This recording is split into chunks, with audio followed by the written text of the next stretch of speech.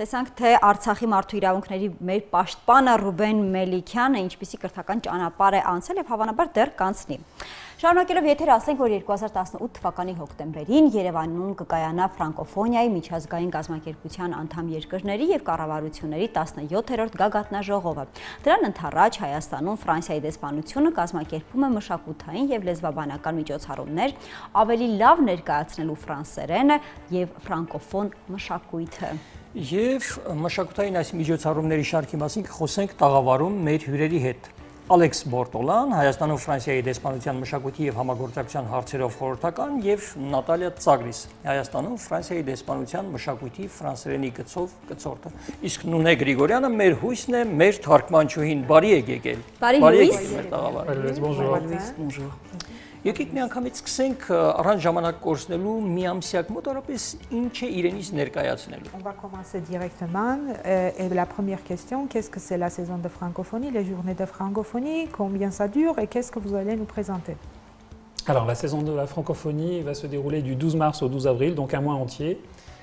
C'est quelque chose qui s'organise chaque année en Arménie, mais partout dans le monde, autour du 20 mars, qui est la journée internationale de la francophonie dans le monde.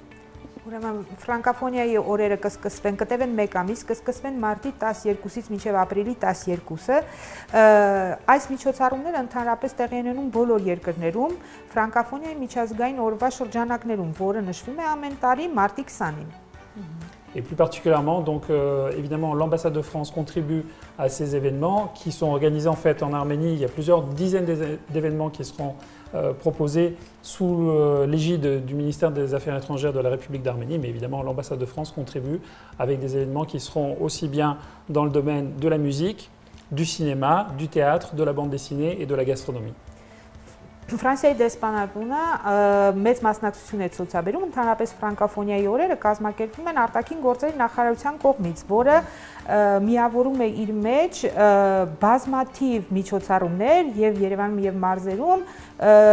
տարբեր բնույթի։ Ֆրանսիայի դեսպանությունը իհարկե իր ներդրումն է բերում դրան եւ աշխատում է ավելի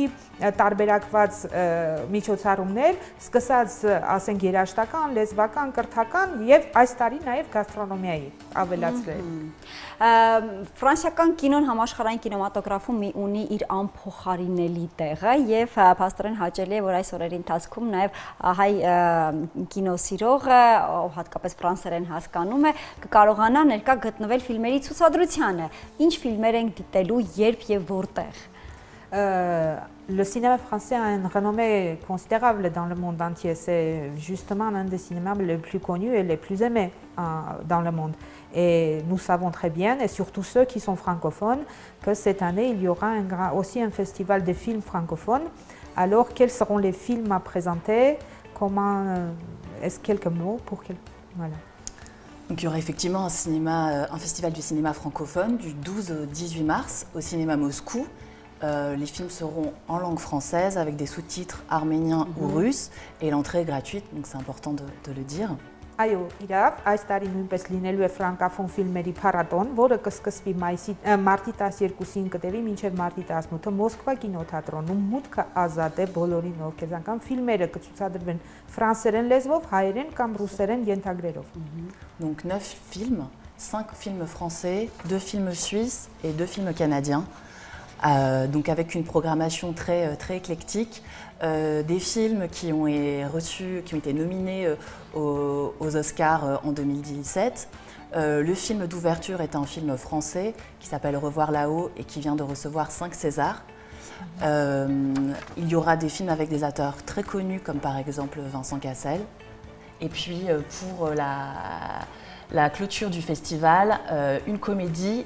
faite par les réalisateurs du film Intouchable, donc cette comédie qui a eu un succès mondial. Ուրեմն ցուցադրվելու է փառատոնի ժամանակ 9 ֆիլմ, 5 ֆրանսիական, 2 կանադական, 2 շվեյցարական։ Աշխատել ենք ներկայացնել ամենավերջին տարիների ֆիլմերը, 2016-17 թվականների ֆիլմեր են հիմնականում, որոնք ունեցել են մեծ հաջողություններ տարբեր փառատոներում։ Օրինակ ֆիլմի բացման արարողությանը ցուցադրվող կհանդիպենք այնտեղ վերևում ֆիլմը ստացել է վերջերս 5 Սեզար։ Բացի դրանից աշխատում ենք ներգրավել տարբեր հասարակության, կլինի ֆիլմ երեխաների համար, կլինեն ուրեմն ներկայացվելու է երկու ֆիլմ, որոնք Օսկարի նոմինանտներ են եղել։ Մեկը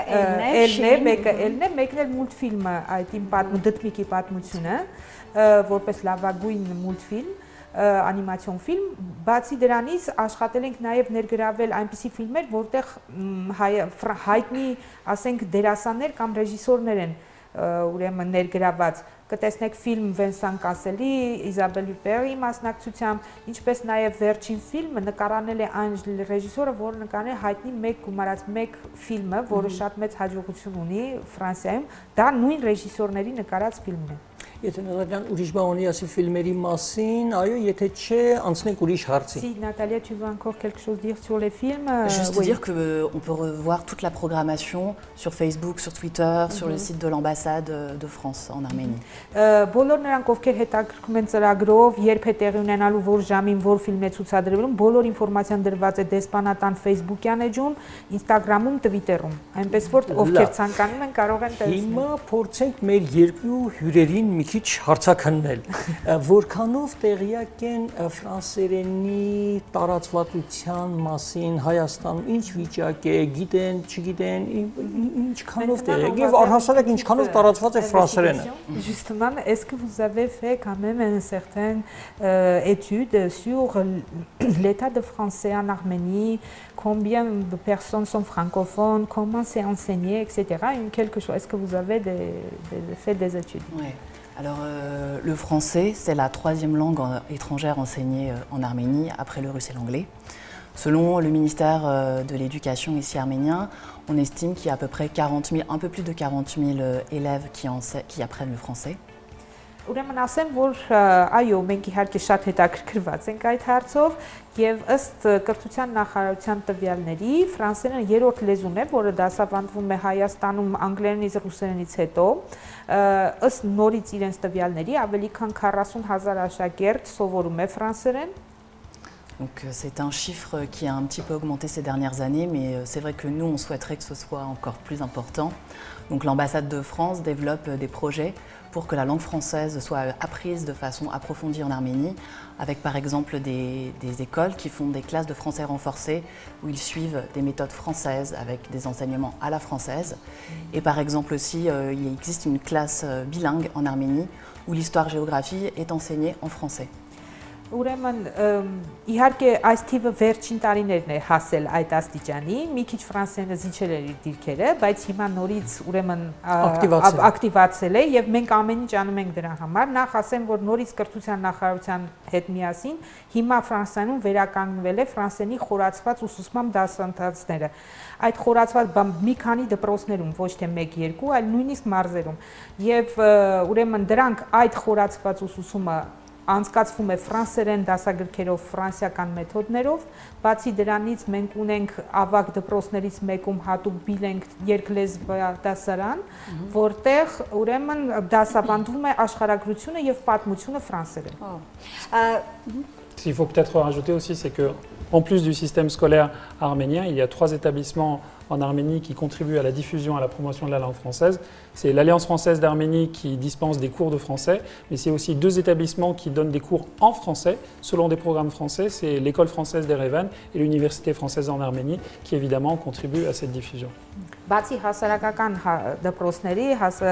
դպրոցական հաստատություններից կարող եմ ասել, որ եւս 3 մեծ օջախ կա ֆրանսերենի դասավանդման, դա իհարկե հայկական Alliance Française-ն է, դա ֆրանսիական դպրոցն է, ֆրանսիական դպրոց հիմնադրամը, որը սկսում է մանկապարտեզից եւ մինչեւ վերջ,